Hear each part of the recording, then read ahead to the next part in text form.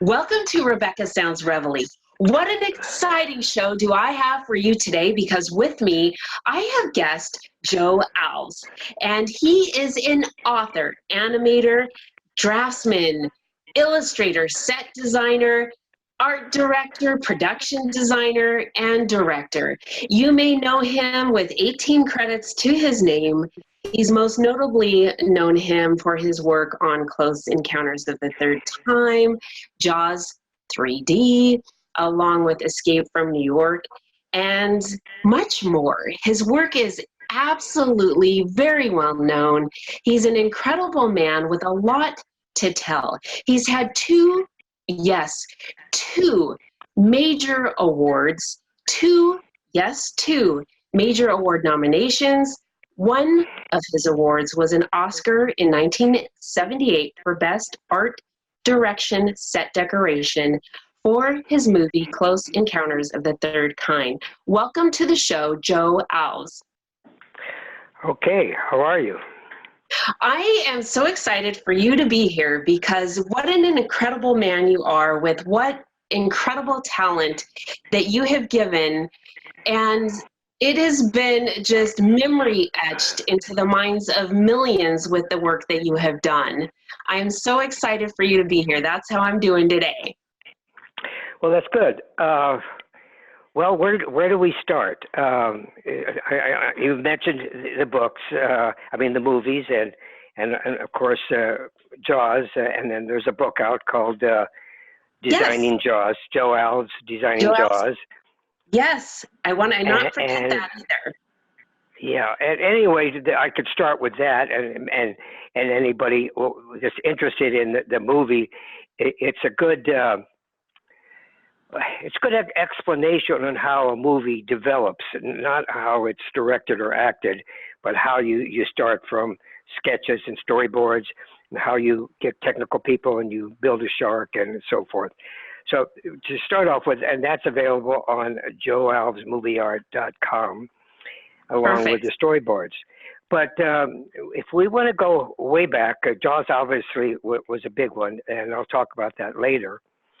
But if we want to start at the beginning, I would say, when I was a kid, I was always interested in art.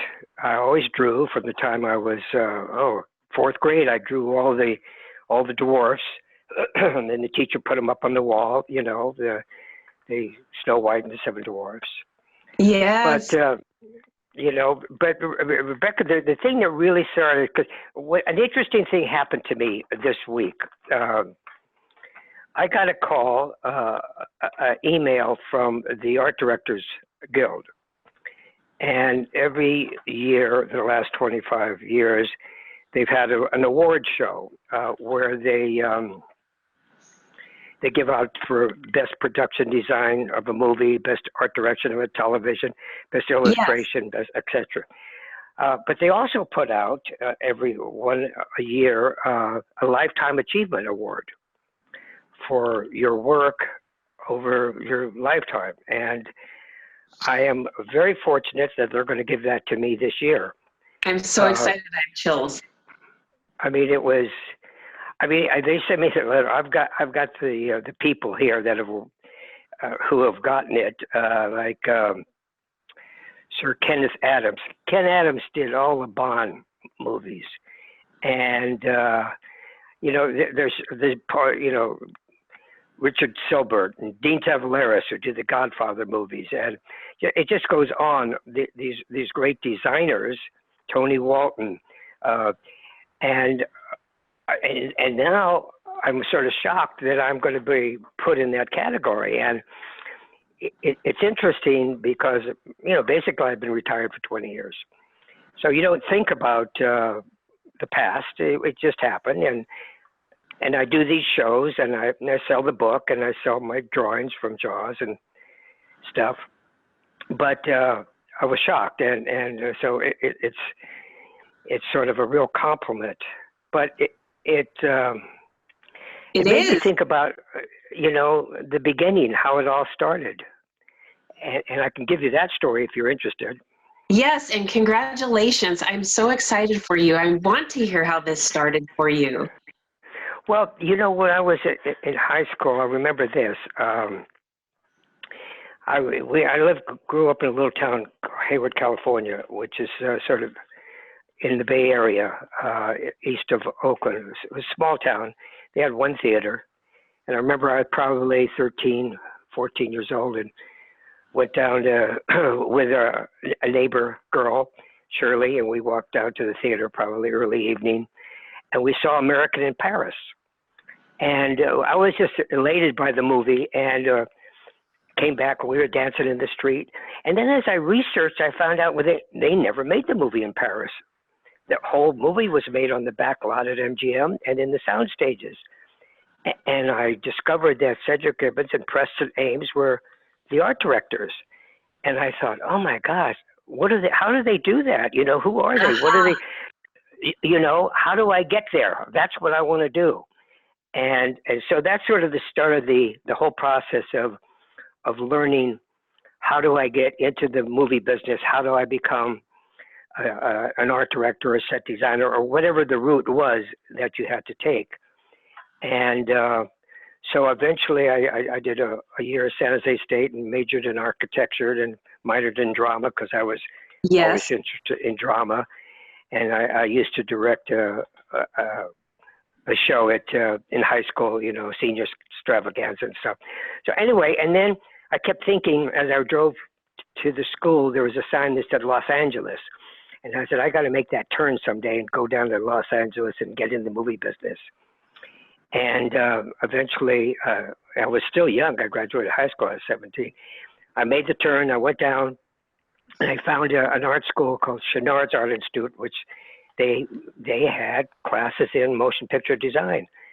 So that's what happened. I studied architecture and illustration, and that was the beginning.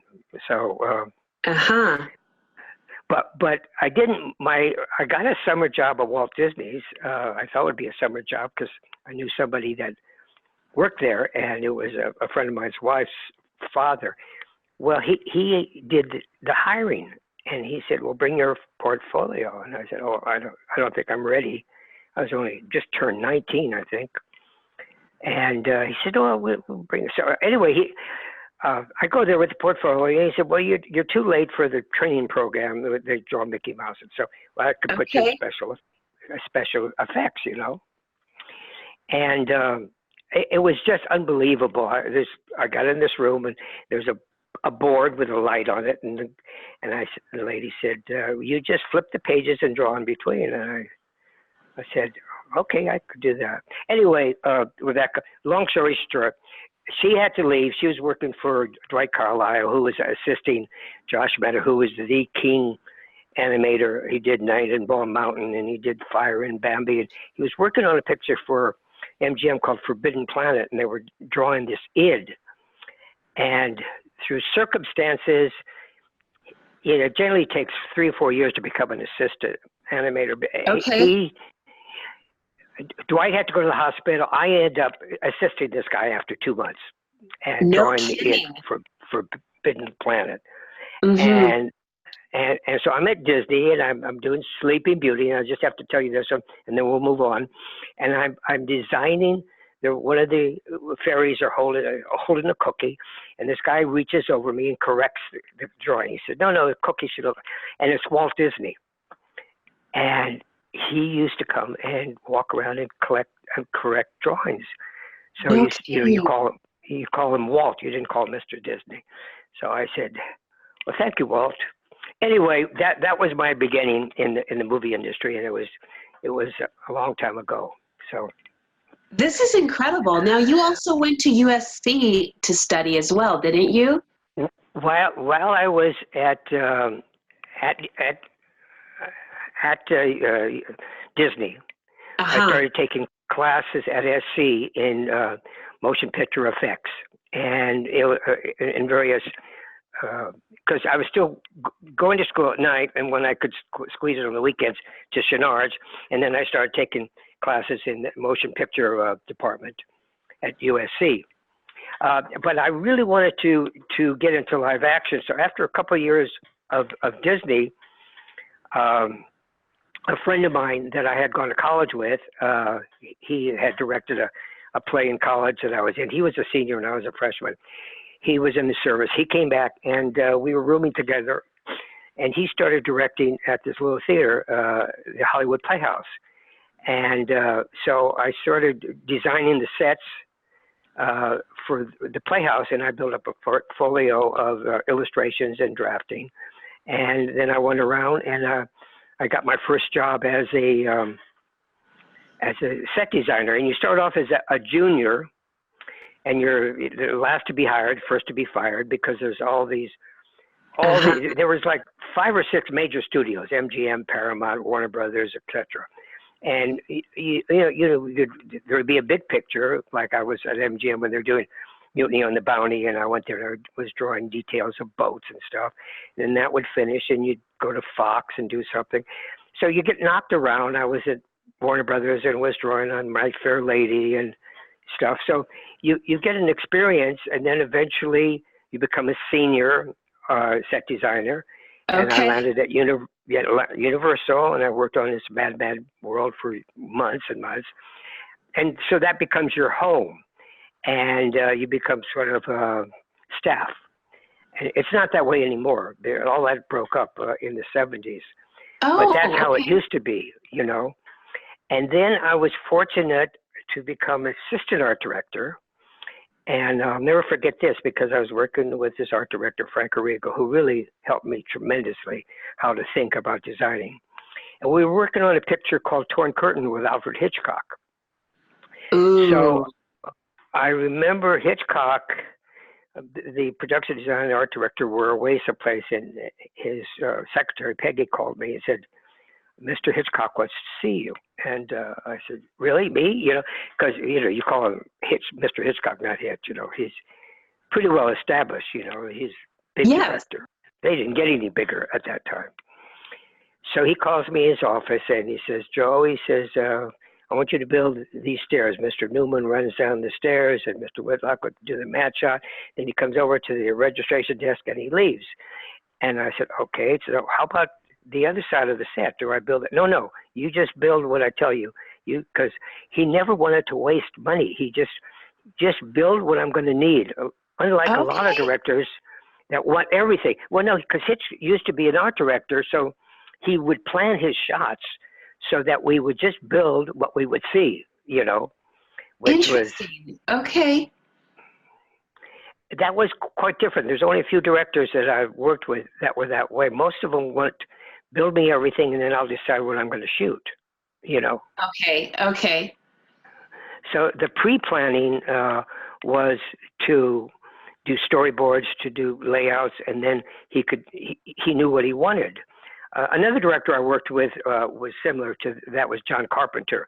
I did Escape from New York with John, and he was very cost conscious because he did very, very low budget pictures. But in any case, as it moves on, as working with Hitchcock and I was an assistant. Then I became a full art director. And what happened at that time, Universal was bought by Revue, which was a television studio. And Lou Wasserman was the president, and he came into Universal, and they started taking over Universal. So there was a lot of television now at Universal, and there were still the feature people, but there was a transition that you could make this jump to art director on television easier than on features because there's more television. And I was very fortunate to get a series called Night Gallery with Rod Serling. Yes. And on Night Gallery, I met this young director by the name of Steven Spielberg. I guess you guys have heard about him. Oh, yes. And yeah. And so Steven and I worked together on a few television shows. And And then I did his first movie called Sugarland Express. And that was his first theatrical film.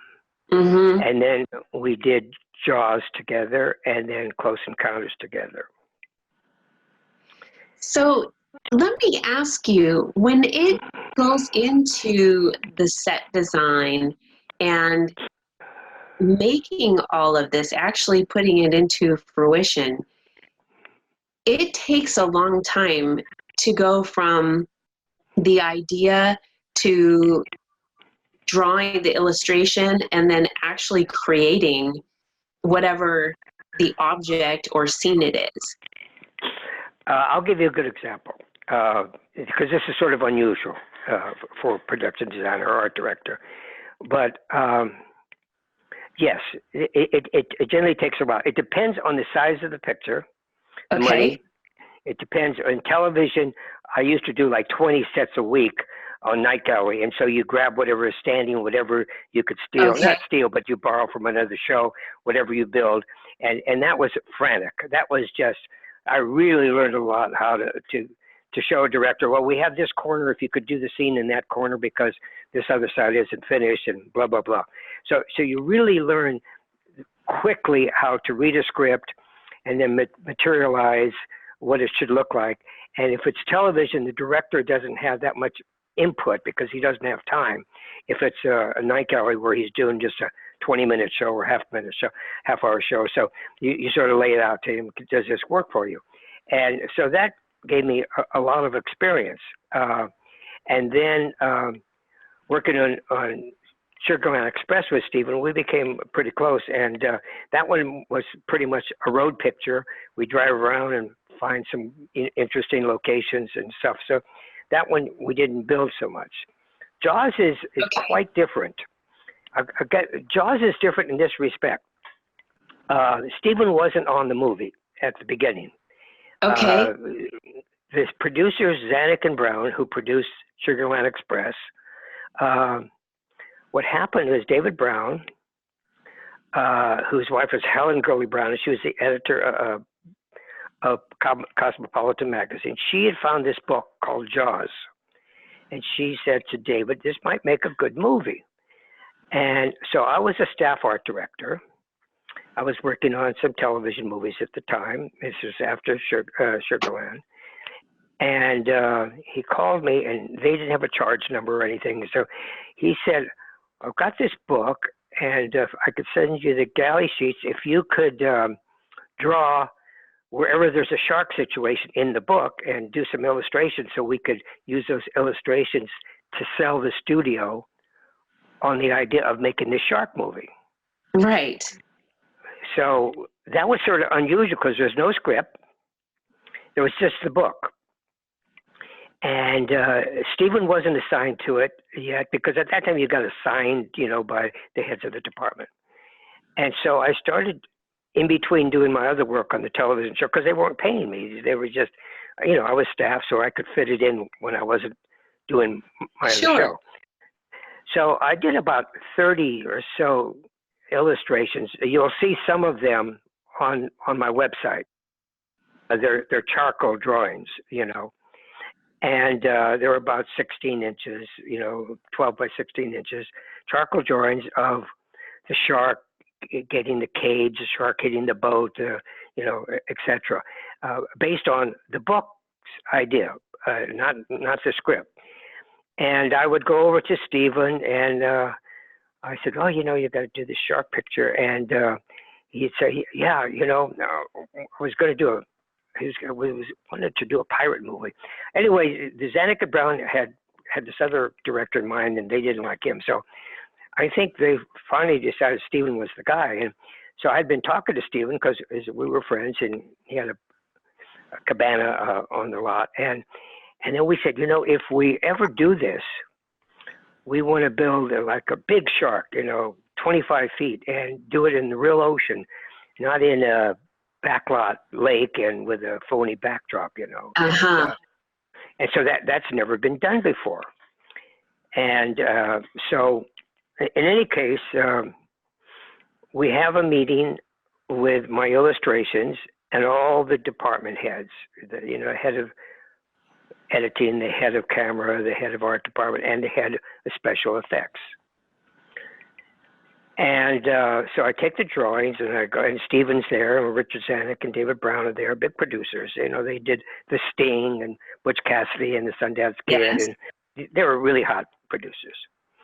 So they were waiting to see what the studio's reaction to make this little shark movie, which nobody was too excited about, except Marshall Green, who was the head of production, sort of liked it because he lived on a boat. See, he liked the whole water idea. Okay. And so I did my presentation on the shark and how we needed a full-size shark, I figured 25 feet.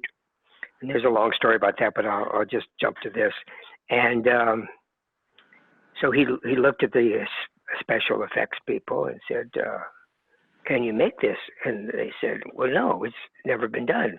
No one's ever built a shark and shot it in the real ocean. He said, it would take us probably a year and a half to develop it. Besides, we have bigger movies. We've got the Hindenburg we're doing. And Marshall got real mad and said, Jaws could be a bigger picture than the Hindenburg. And everybody sort of laughed because Hindenburg was going to be George C. Scott's big movie. And Right. Jaws was just this little shark movie. So the meeting broke up. I was collecting my drawings, and I started walking out. Marshall called me back, and he said, can you get the shark made?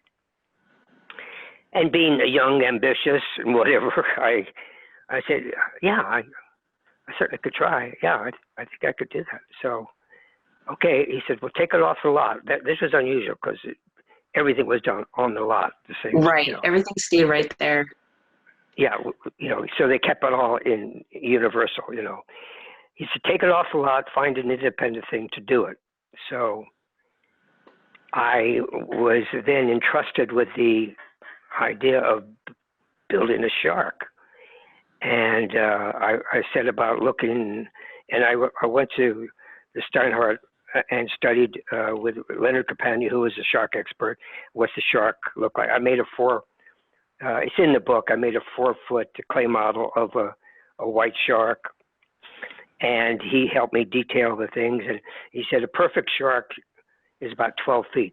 After that, they get really fat and girthy. He said, so a really good-looking shark would be 12 feet, and then we wanted to make it twice that size, so we doubled it 20. We made it like 25 feet. But Okay. It was sleek, that's how it got that shape. So anyway, here's the rub. After much research, and Disney said they would make it, but they wouldn't take it out in the ocean. And somebody else said, oh, yeah, that would take about a year and a half to make. And, so I found someone who mentioned this guy, Bob Matty, who had worked at Disney and had done this giant squid in 20,000 Leagues Under the Sea, a movie made in the late 50s. So I met Bob, and he was all enthusiastic. Oh, yeah, I could do it. He's about in his mid-60s.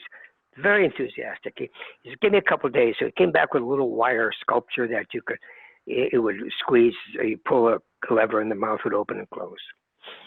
So, okay, we got the rights to hire him. And then I hired 6 more guys. We called it the Magnificent Seven. Roy Abergast was going to do the skin. We needed special plastic, urethanes and stuff to make this thing. Yes. So anyway, back to that, the whole thing that upsets me about Jaws is this. I hear the critics and they said, oh, well, the shark didn't work. The shark didn't work. They had to shoot. Well, let me tell you, that was probably November of 1973. The book came out in February of 74, and the studio said, we got to start shooting this in 2 months. So where's my year and a half to build the shark? They had 4 months, 5 months before we started shooting, and the guys were just working like crazy to and so I was working with Stephen, and I went off and found the location. I found Martha. I met with Peter Benchley and found Martha's Vineyard and all that. And so the thing is, I would say we got everything moved to the East Coast, and Bob would be testing the shark. We had 3 sharks, a right to left, left to right, because the opposite side had to be open. And then we had one on a platform that you That could makes see. sense. Pardon? That makes a lot of sense. Yeah. So we had all this, and so then I would go to Bob, and he'd say, well, we're going to test the left to right shark, and I'd go to Stephen, and we would sit and do the storyboards. He would rough out ideas, and then I'd go back and develop them. And you see that in the book too. And I said, if it works, we shoot it. If not, it's a test. And that's basically how we made the movie. I mean, Bob had to catch up. We shot everything we could without the shark. We substitute, and we designed these yellow barrels that I had redesigned the boat, and the barrels represented the shark. So you see the barrels coming, and you say, "Well, there's a shark, is there?" You know. So it made it more suspenseful, you know. And so that's basically the story. That's why it was so difficult, is because the guys were trying to catch up to this time to make this shark when they had a third of the time that they were supposed to have. But this is really incredible, because it turned out to be an iconic film, and it is very well known to this day. That's what's a shock to me is we finished the principal photography. There was one shot. Stephen said he wants to go back and start cutting the movie. He said, "Could you direct that sequence?" And it was a little boy getting eaten on the little raft. So it was my first directing gig, and that was sort of fun. Then we came back. We shot stuff in the tank. We used to call it the Esther Williams tank at MGM, with the underwater stuff where the shark attacks the guy in the cage. And we even shot some stuff in my driveway, because some pickup shots that Stephen wanted to do, where they're breaking the boat, and I made a little bit of the hull, and we used a hammer and a hose. And then the really scary shot was the head when it comes out of that hole. And so I built that in my garage, and we used the editor's swimming pool, and we actually stole the head out of the makeup department, and got an underwater camera, and we shot that in our pool. And because Stephen said, they had one screening in Texas. He says, I had 4 screens. I think I could get 5 if we could do this. So we did it. The studio didn't even know we were doing it. We just did it on our own, put that scene in, and then we showed it in Lakewood, California, and everybody screamed, when they saw that head. And my fear was the people were going to laugh at the shark, because when we were doing the shark, it would make all sorts of weird sounds with their rams and stuff, Oh. And so then after the shots, the crew would all laugh at the shark. And I thought, they're going to laugh, And when the movie came out, and they were sitting there, and they were screaming and not laughing. So what happened was, then the studio realized, oh my God, maybe we have a big hit here. They didn't realize it. They almost canceled the movie 4 times because there was so much trouble. And they went back. Yeah, and then they went back and they said, we got to make this a big release. So they released it in 450 theaters. Today they do 4,000. But that was the first big summer release of 450 theaters. And we were shocked. We were shocked that there were just lines of people to go see the movie,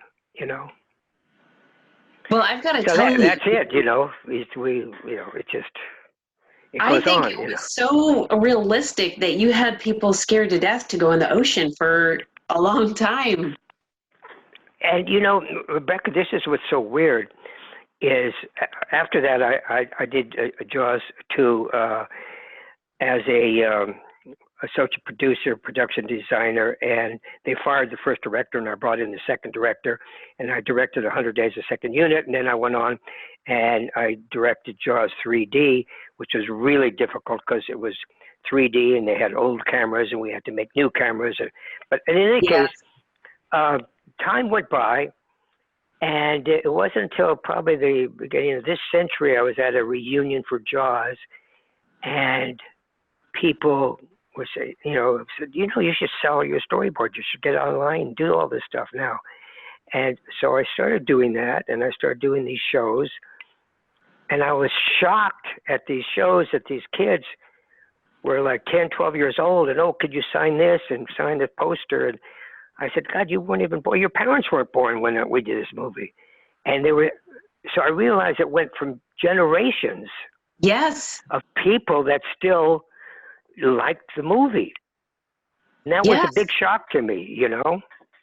Yes, I grew up in Southern California, not too long. I mean, I was born, but my younger days in hitting Santa Monica Beach, somewhere around 8 to 10, 1978-ish, 79, 80. I mean, I remember this, and it was a big deal. And this has been something that it carries from generation to generation. What you did is absolutely just it is legendary, it is iconic, it has been around, and it will continue. I mean, it is a film that is just part of the major motion picture industry. And there are some that you remember, but when someone just says one word, Jaws, they know.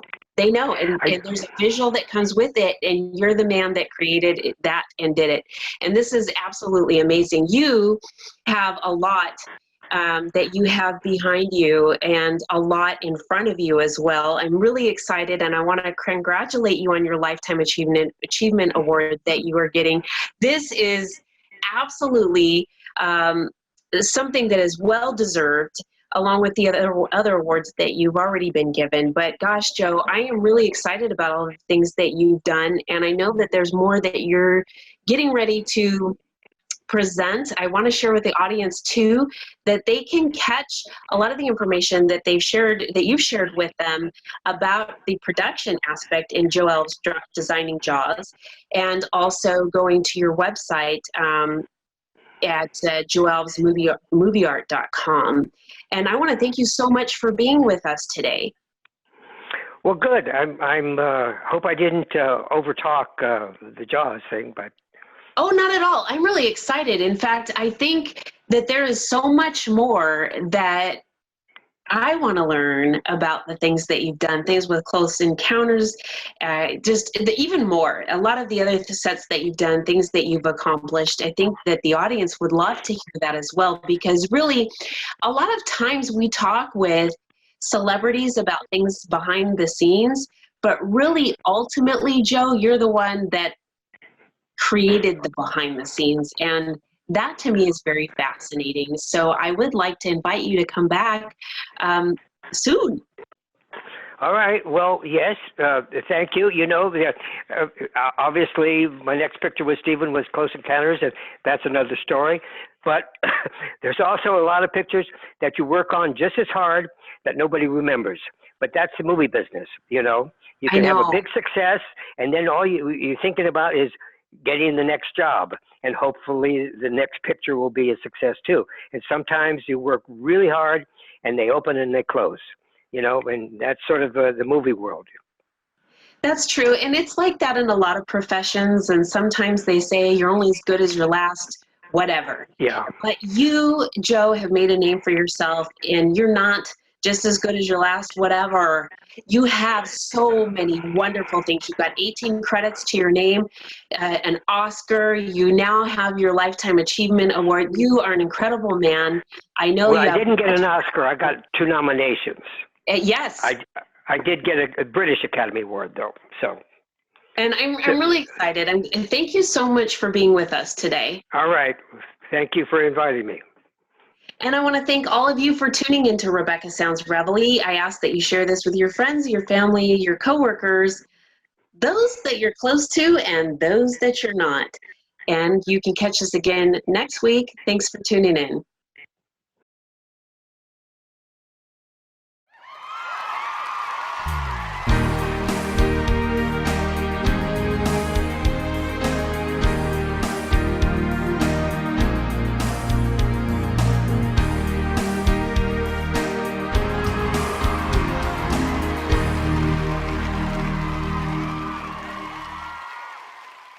Welcome to Rebecca Sounds Reveille. I am really excited because I have somebody who's got such a diverse background and has joined the two together to create something that is really going to make your world rock. Today with me, Sarah Katz, whose work in cybersecurity has been joined with her penmanship. Yes, you will want to know a little bit more about her upcoming book called Apex 5. It is something that I could tell you a whole lot about, but there's no one who could share the passion other than the author herself. And I would like to bring her right now to the show so that she can share with you what she has to really inspire and bring some creativity to your mind. Welcome to the show, Sarah. Thank you so much for having me. It's great to be here. I am really excited to have you because there's a couple of things that you and I have in common. And one is the cybersecurity, because that's investigative. And the other thing is both of us are authors. But the thing is, you've taken the two and joined them together and merged them to create something absolutely phenomenal. And I'm wondering how you managed to do that. Well, that's a good question. So I've been involved in politics and security for almost the past 10 years through education and work. And I've been writing fiction since I was about 8 years old. So I combine the two as passions. This is pretty neat. So tell me a little bit about how you work in the cybersecurity world. This is really an intense field, and it is something that is very much in demand, and it is much needed, and there's not enough people who are involved in that area right now. That is correct. I pivoted into the cybersecurity arena following an undergraduate degree in international relations and a graduate degree in counterterrorism. So I've always been pretty security oriented, but I moved specifically into cybersecurity following work at Facebook, wherein I was a content moderator. So we saw a lot of crazy content that you would never expected to see shared on Facebook. So that really increased my interest in and passion for the technological aspect of security, especially since I live in the Silicon Valley and I've grown up here. So you kind of can't really escape the brawl of technology, if you will. That's true. Not in the Silicon Valley, you can't. Everything is really technological there. And what's really fascinating is that I think you've hit upon a couple of good points that we overlook, because we look on the entertainment value and the personal connections on social media, and we don't realize how much risk is involved. And on your side, as someone that was reviewing things to ensure the safety of those that are enjoying the privileges of social media, you're over here seeing some things that I'm sure were pretty shocking when you first got involved. Yes, absolutely. I saw some quite disturbing material. Mm-hmm. No, I think that this is fantastic, because in the day and age that we live in, a free society in our world here in the United States, where we really have a lot of rights, where we can speak freely, get on the internet, kind of do our thing. There's a lot of things from, like you're talking about, counterterrorism, terrorism, to trafficking, anywhere from trafficking drugs to child trafficking to sex trafficking, to the whole gamut of things. And then some, and we tend to not realize how many risks that are involved when it comes to just the internet. So I think that is fantastic what you're doing. I like that you're an expert in this field and that you do this every day to protect us. And I want to thank you so much for doing that. Well, thank you. And I want to thank you for taking the opportunity to merge this into something so creative and allow your juices to flow into your new book, Apex 5, which is something that I want you to share with the audience, because this is so incredibly ingenious with what you've done. Thank you. So Apex 5 in a nutshell touches on a prospective future Earth in which humanity has separated into 5 distinct nations. Each nation has evolved around each of 5 colossal megastructures. The origin of these structures is unknown.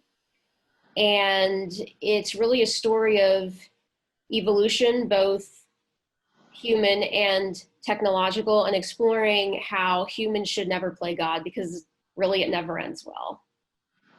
And isn't that so true? When humans try to take something into their own hands that is so natural and change it, it just doesn't ever come out the way it should. Exactly. So this is pretty neat. How long did this take from idea to the whole storyline coming to fruition? Because for many writers, some of these things can take many years. Sure. So I've technically been brainstorming the plot of Apex 5 and some of the characters for about 15 years. So it was a long time in the making. It was a long time in the making. That being said, the actual first draft took only about 4 months to write, but there were probably about a year and a half of edits before it got to where it is now. You know, it's so funny because people don't realize how long editing takes, because you've got to go back and reread it, and you've got to go back and it takes longer than writing the book sometimes. Yeah. And then even when you go back and you're editing, because you're looking for not only spell check and grammar, but then you'll reread it and you want to make sure that that sentence really conveys what you want it to convey the right way, at the right time, with the right emotion and all of that. And you're really delivering it in Apex 5. And so you've got more, though, because with 15 years of this idea just developing, it can't just stop right in one book. Oh, no. It's going to extend to at least 3 books in total. See, this is fantastic. A trilogy, a minimum of a trilogy. This is awesome. And so we may be looking at the next mega movie here and what you have going. But let me ask you too, how difficult is it to keep track of different worlds and characters that are going on with all of that? So that's a really good question. In the universe of Apex 5, it is technically Earth, but it's quite post-apocalyptic. So okay, humankind has more or less completely restarted. And in that sense, it is a whole new unique world. And there are a lot of details that world builders have to keep track of, like a time system, different languages. Okay. Weather patterns, if they're different, and if certain things are different about either the foreign planet you're dealing with, or in the case of Apex 5 of Future Earth, for instance, the planet no longer has one moon. It has like a bunch of, has kind of like a ring of orbiting asteroids that are kind of broken apart and stuck in our orbit. So it looks a lot different from the night sky. Yeah. The night sky looks a lot different. And I mean, of course, it's not, obviously, visually, it would look pretty neat, but my shtick is there always has to be like a scientific explanation for things. Like, it's not just up there because it looks pretty. It's up there because the apocalypse that happened kind of changed our orbit. Oh, so, and it placed these pieces there. Yes. And okay, I'm following this, and I'm also thinking about how this could play out down the road. And don't give any details, because we definitely want the audience to get a copy of your book and be able to read for themselves. And it's kind of like a cliffhanger here, because I'm thinking about different things about how these could come to the earth. Anyway, I mean, this is what's really cool about this, Sarah, is that it's just talking about it, allowing my mind to imagine things. And oftentimes we get so caught up in our day-to-day adult world, we forget to imagine. Absolutely. And we don't have fun anymore. Yeah. So this is awesome. This is really neat. So now tell me too, you have already been on exhibition with your book in a couple of different places. Can you share with the audience a little bit about that as well? So Comic-Con San Diego 2018, I was only able to advertise. Unfortunately, I did not attend in person. WorldCon 76, so last August, I exhibited in person. I had a table and I had a lot of fun with my table partner exhibiting her book, and it was a really great process. The author of the Game of Thrones series, George R. R. Martin, was there, and there were a lot of other neat folks there too. So it was a great experience, amazing networking experience. Also, really lucrative for promoting your book in a way that doesn't involve potentially spamming online users with links. Working in cybersecurity, Yes. I definitely understand the risk of that. You're going to get yourself blocked by a lot of people very quickly. So physical conventions are a stellar promotional method if you're trying to avoid getting blocked and just coming off as noise, really. So, and I will be exhibiting again at Silicon Valley Comic-Con this coming August. So I'm really excited about that.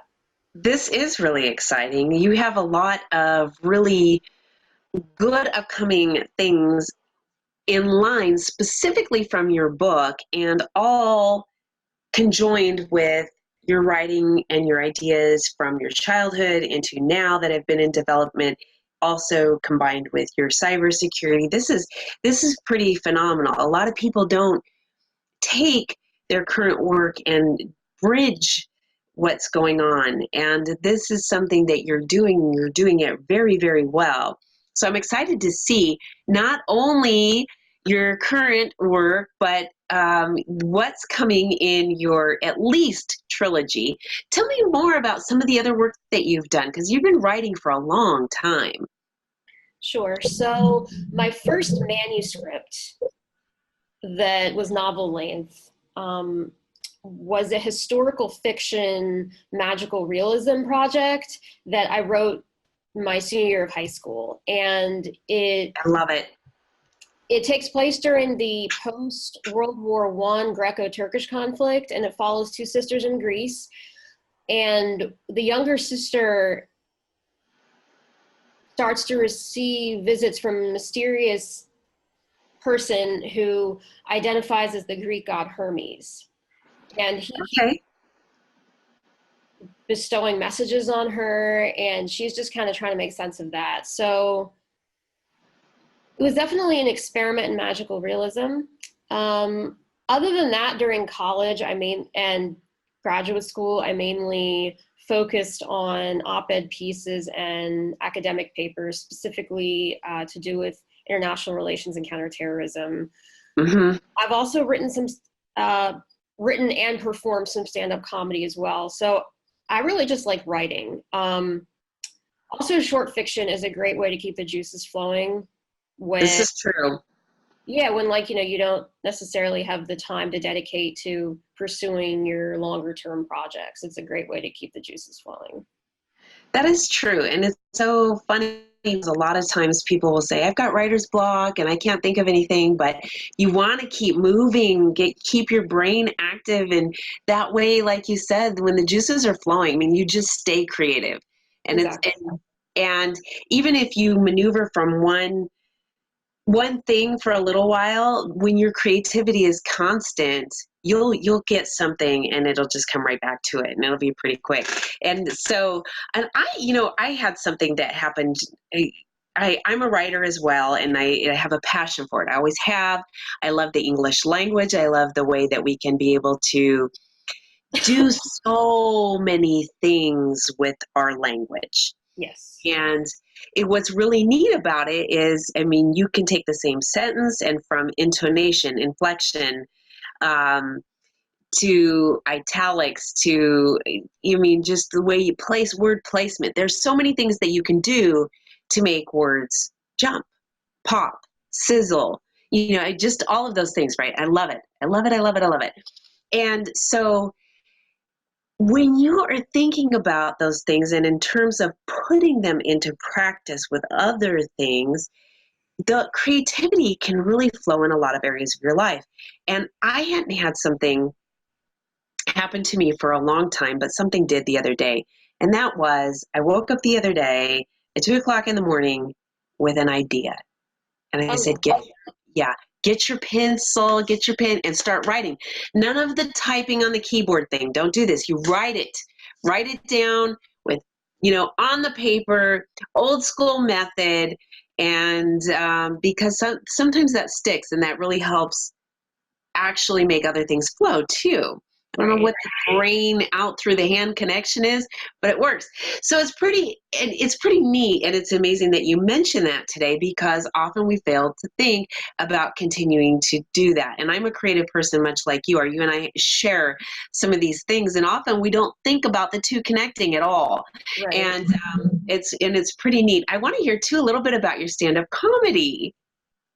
Oh, so that really just came about as the result of a bunch of instances, often frustrating instances in real life that I felt others could relate to. So I love it. yeah, like it started around like traffic inconveniences, and then kind of spreads to some ethnic humor because I come from a Jewish family and I work with a lot of Indian coworkers. So I really feel like there's a lot of, I don't know, like, sometimes there is just misunderstandings that happen Sure. between different cultures, and that can be funny. It can be funny, and oftentimes we, in the world we live in, sometimes we've gotten too uptight about things because we're just looking at the surface thing instead of realizing some of these are just because we don't understand. And like you said, so I think that that's pretty refreshing, and it's really nice that you are able to take a step back and really lighten the load on these things. And I think part of that has to do with your creativity, but frustration leads us to creativity, like the invention of the wheel. So I am really excited that you have been on the show today. I'm really excited about your book, your upcoming books, and a lot of the other things that you have going. Can you share with the audience how they can get a copy of your current book, and also where they can connect with you so that they can follow what you're doing and keep watch with where this is going? Because I think that this is going to be a biggie. Absolutely, thank you. So the book can be purchased on Amazon in Kindle or paperback format. And the title, again, is Apex 5. And it can also be purchased via my website at www.authorSarahKatz.com. And you can either follow me on Facebook. Well, actually not either. You can follow me on Facebook and Twitter. Facebook is just Author Sarah Katz, and Twitter is at Author Sarah Katz. So it's all some flavor of Author Sarah Katz. I love it. I absolutely love it. And I want to thank you so much for being with us today and sharing what you've got going on. This is really exciting, and I'm really glad to share how much you can bridge not only the work that you do, but that with the passion that you have to create something that helps you move forward in the direction that you want to go. So thank you for being with me today. Absolutely. Thank you so much for having me. Mm-hmm. And I want to thank all of you for tuning in to another episode of Rebecca Sounds Reveille. I am really excited about Sarah Katz. She's got a lot going on that you need to kind of check out. So author Sarah Katz, check her out on Facebook, Twitter, see what she's got going on. There's some things to follow here, and possibly a trilogy that might be hopefully getting picked up at some point and hitting the big screen.